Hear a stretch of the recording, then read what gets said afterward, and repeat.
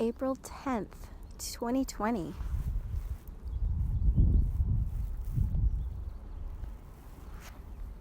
When I remember to feel the bottoms of my feet touching the earth, a wave of presence rises up through my body. I find myself taking a deeper breath, softening my hands, relaxing the jaw, back again, embodied, waiting for the sun to come out from behind the clouds to photograph a patch of daffodils. Standing meditation. The challenge with trying to gauge when the sun will come back out is that the clouds don't travel at the same speed. It looks like a big patch of blue sky is approaching, but it turns into a cluster of clouds by the time it reaches the sun.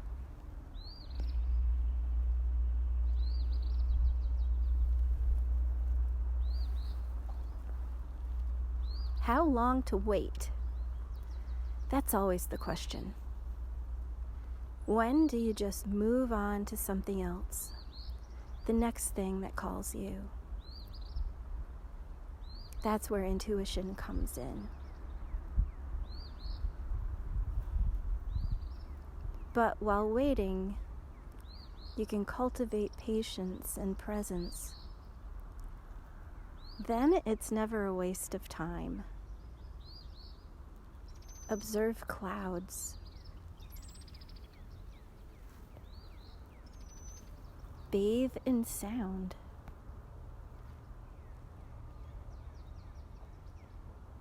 Become intimate with what is.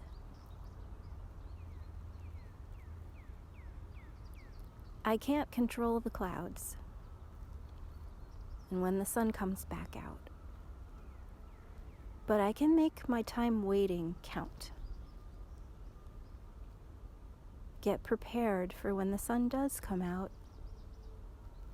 Be ready.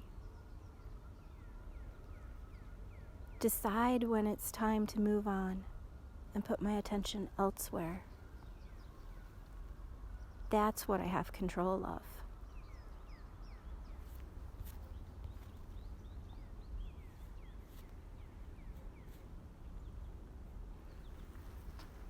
I'm training to become intimate with what is, to welcome fear or whatever discomfort shows up and call it by its true name. Give it my ear, my heart, my tender touch. I'm training to stay and listen instead of run into the embrace of fantasy or distraction. To watch the energetic story playing in the theater of my body until it has lightened and lifted, resolved, leaving me with a gift, a final scene, to tuck into the place where the tension had been.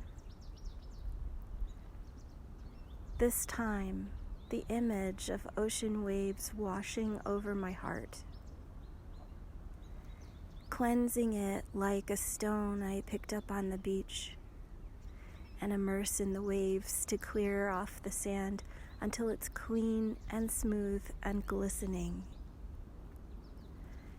I can pull it out whenever I need it. This, which is part of me now, because I stayed.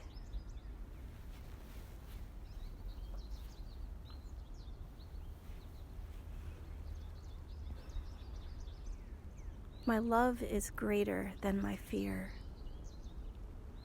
My resilience is greater than my vulnerability. These are the truths I can rest in.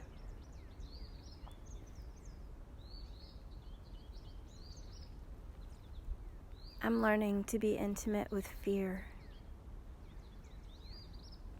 to hold it like a precious child and breathe with it. What a lovely dance. Anxiety, I'm ready to learn from you. I will stop running away and denying you. I'm ready to listen to what you really have to say.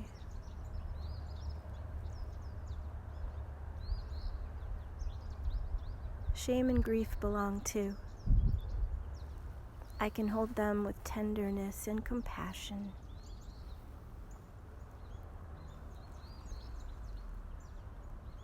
All the loving has prepared me for this beautiful embrace that awakens greater freedom. Letting go of the thoughts that reinforce the delusions of separation and dependence. I have the capacity to fulfill my deepest desires.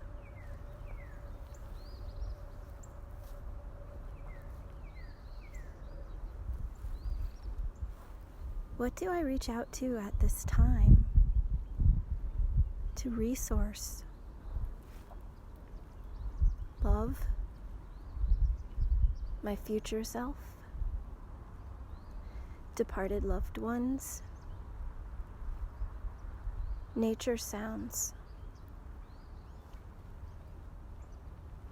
What's most important? Compassion and connection, presence, gratitude. What do I want to call forth? Enoughness, authenticity, expressing myself in the moment, unscripted.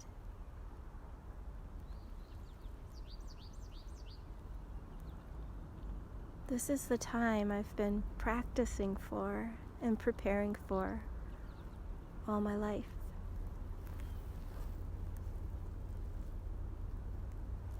My greatest fear isn't catching the virus.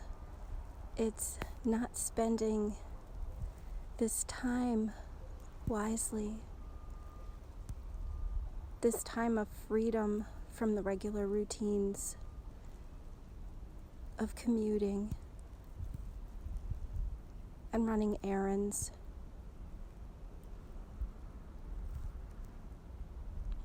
Trying to achieve. Yes, my greatest fear is that I'm not making the most of this opportunity to slow down. And I'm more aware of how privileged I am, even when I tend not to think that's the case at all. But it's really clear right now. Some people are still commuting and working longer hours than usual and don't have a choice to stay home.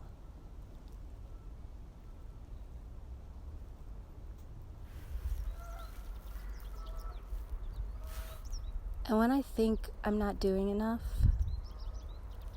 love says, "You're doing just fine." And when I point out that it seems nobody's listening or caring, when I feel unseen and unheard, love answers,